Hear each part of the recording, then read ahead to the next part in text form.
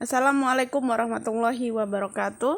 Baik adik-adik, hari ini adalah pertemuan yang ketiga ya untuk materi. Jadi pertemuan yang ketiga ini kalau kalian misalnya lihat dari RPS-nya atau rencana pembelajaran semesternya, kalian pasti tahu untuk hari ini ataupun materi untuk pertemuan ketiga ini adalah mengenai komunikasi dalam organisasi ya.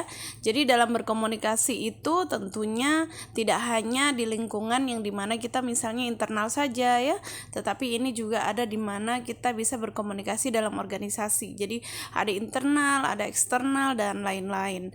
Nah, kemudian ketika kita berbicara mengenai komunikasi dalam organisasi, ini ada tujuan pembelajaran. Yang pertama adalah ketepatan menjelaskan apa yang dimaksud dengan komunikasi organisasi dan pola komunikasinya. Kemudian ketepatan menjelaskan peran manajerial di dalam komunikasi organisasi, kemudian juga ketepatan melakukan pertukaran informasi di dalam organisasi, kemudian juga ketepatan mengorganisasi komunikasi di dalam suatu organisasi dengan menggunakan contoh-contoh konteks situasional. Jadi ketika kita berbicara mengenai komunikasi dalam organisasi, tentu ini ada yang dinamakan pertukaran informasi ya. Jadi pertukaran informasi ini juga dilakukan di dalam perusahaan. Nah, ketika kita berbicara di dalam perusahaan, karena di dalam perusahaan itu bukan hanya satu orang, dua orang, karena di dalam perusahaan itu banyak, sehingga kita harus melakukan komunikasi itu secara baik, secara bagus, secara tertata, kemudian juga sesuai dengan apa yang kita inginkan atau apa yang kita ingin tujukan. Nah, di sini ada pengertian komunikasi organisasi. Jadi komunikasi organisasi ini adalah pengirim dan penerima berbagai pesan organisasi di dalam kelompok formal maupun informal di suatu organisasi. Bila organisasi semakin besar dan kompleks, maka akan mengakibatkan semakin kompleks pula proses komunikasinya. Jadi organisasi itu kan banyak ya, maksudnya banyak bermacam-macam. Nah, ada organisasi yang mungkin sudah di dalamnya itu sudah besar, ada organisasi yang mungkin baru dijalankan atau organisasinya kecil, ada organisasi yang sedang. Nah, tentunya pengirim dan penerima itu juga bisa bersifat formal maupun informal ya. Formal itu berarti memang sesuai dengan konteks, sesuai dengan aturan, kemudian juga sudah dijadwalkan, kemudian sudah ada aturan hari, tanggal, kemudian apa saja yang ingin kita sampaikan, apa saja yang tema yang akan kita sampaikan, ini sudah terjadwal dengan baik, tersusun dengan baik. Kalau kita informal berarti ini informasi yang bisa disampaikan mungkin tidak dalam waktu yang sudah ditentukan ya. Mungkin saja hari ini kita ingin menyampaikan informasi, ya ini bisa bersifat informal. Artinya kita bisa langsung sampaikan kondisi tersebut, atau kita bisa sampaikan misalnya ada penjualan ya, kalau dalam organisasi itu ya ada penjualan tiba-tiba merosot di hari itu. Nah, kita mau lakukan koordinasi. Nah, koordinasi ini tanpa kita jadwalkan, tanpa ada aturannya, tiba-tiba kita lakukan komunikasi secara baik. Nah, ini juga adalah bisa dilakukan dengan informal. Kemudian ini ada yang dimana ada namanya pola komunikasi ya. Pola komunikasi ini ada roda, ada Y, ada rantai, ada lingkaran, ada semua arah. Nah, kalau kita berbicara mengenai kita bisa melihat dari roda, berarti ini ada suatu sumber atau pusat ya. Biasanya ini misalnya pimpinan. Nah, pimpinan ini di bawahnya adalah misalnya kepala bagian keuangan, kepala bagian pemasaran, kepala bagian administrasi, kepala bagian MSDM. Ini hanya bisa berkomunikasi dengan pimpinan ya. Misalnya karena bagian sumber daya manusia misalnya dia tidak bisa berkomunikasi dengan bagian pemasaran. Ini kalau misalnya kita menggunakan pola roda ya. Tapi kalau misalnya kita menggunakan pola Y, ini bisa juga kita mengatakan bahwa berbagai macam karyawan ini bisa berkomunikasi baik itu kepada pimpinan langsung atau kepala bagiannya ya. Itu bisa dilakukan. Kemudian kalau rantai. Nah, kalau rantai ini informasi yang kita sampaikan itu berturut-turut ya, misalnya dari kepala bagian keuangan ke bagian misalnya administrasinya, kemudian karyawan 1, karyawan 2 sampai yang terakhirnya ini tersampaikan dengan jelas. Kemudian lingkaran ya.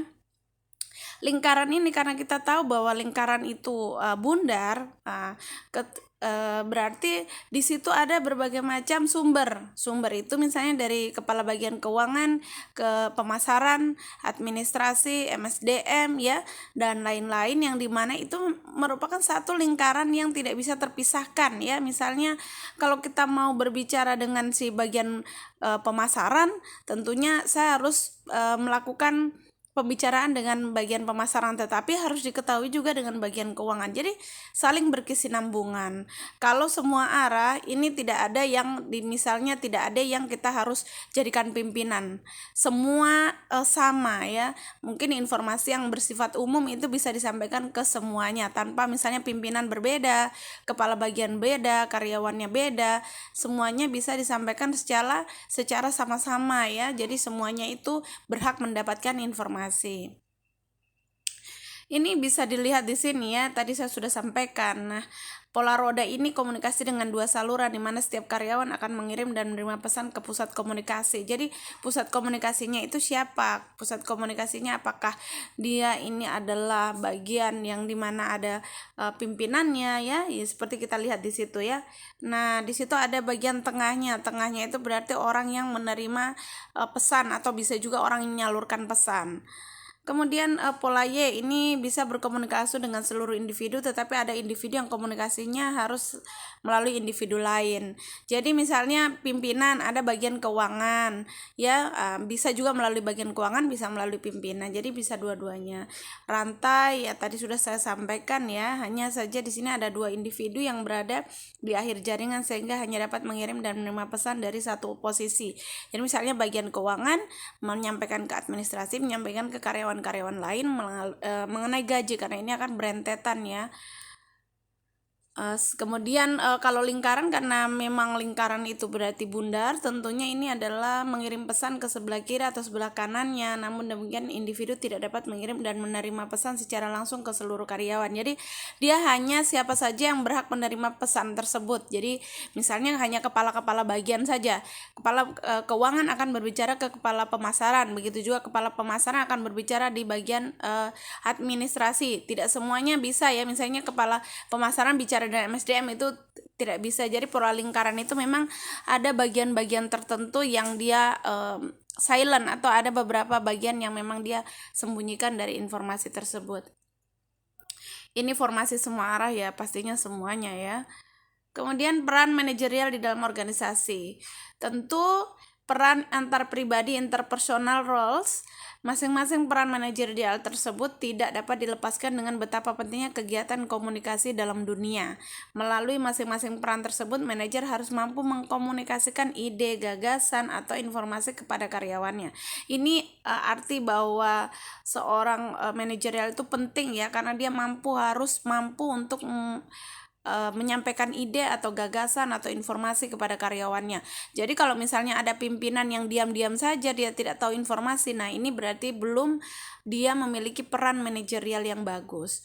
Seorang manajer yang harus menyampaikan pesan-pesan dengan baik kepada para karyawannya. Pesan tersebut dapat disampaikan secara lisan dan tertulis ya.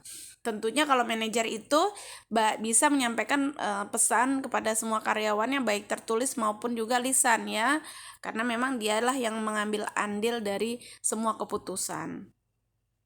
Kemudian pertukaran informasi di dalam organisasi. Nah, tentunya kalau pertukaran informasi ini kita bisa melakukan komunikasi ini baik itu bersifat formal maupun informal ya, pertukaran informasi.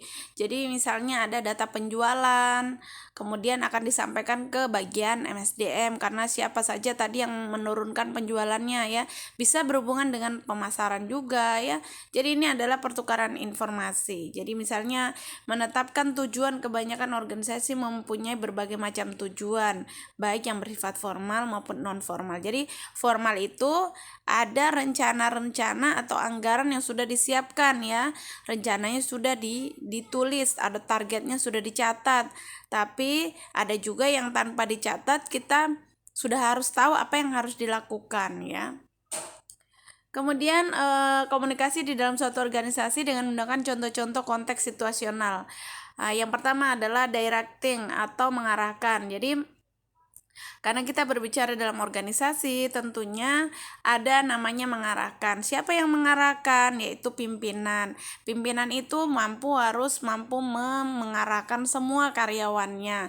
Kalau misalnya pimpinan tidak bisa mengarahkan, nah ini berarti fungsi dari manajer itu belum sesuai dengan konteks situasional ya. Kemudian coaching atau melatih. Jadi kenapa harus ada pelatihan dalam setiap pegawai atau karyawan? Tanpa pelatihan tentu bagaimana meningkatkan keterampilan. Nah, ini juga adalah tugas seorang manajer, mampu melihat karyawan yang kurang mampu dalam sisi A, B, dan C. Kemudian supporting, mendukung. Jadi jangan sampai sebagai pimpinan kita itu selalu mengambil bahwa orang-orang yang ada di bawahan kita itu adalah orang-orang yang tidak bagus kerjanya ya. Jadi ini harus kita support. Jadi karyawan itu kerja dengan adanya support atau dukungan, ini juga akan membuat dia bergairah dalam bekerja ya. Jadi kalau tidak ada support berarti pimpinan tersebut tidak dapat melihat karyawan itu dari konteks situasionalnya. Kemudian delegasi. Delegasi ini adalah di mana kita mampu atau percaya kepada karyawan untuk bisa bekerja sesuai dengan arahan kita. Jadi misalnya saya dengan si A, saya pimpinan si A, saya harus mampu mempercayai si A bahwa dia mampu untuk apa yang dia lakukan itu sesuai dengan apa yang sudah saya rencanakan. Delegasi itu penting ya, karena itu adalah sebuah kepercayaan kita kepada karyawan. Terima kasih, semoga ilmunya bermanfaat. Silakan bertanya apabila ada yang kurang dipahami. Hari ini kita tidak pakai Zoom, kita pakai WhatsApp. Terima kasih banyak.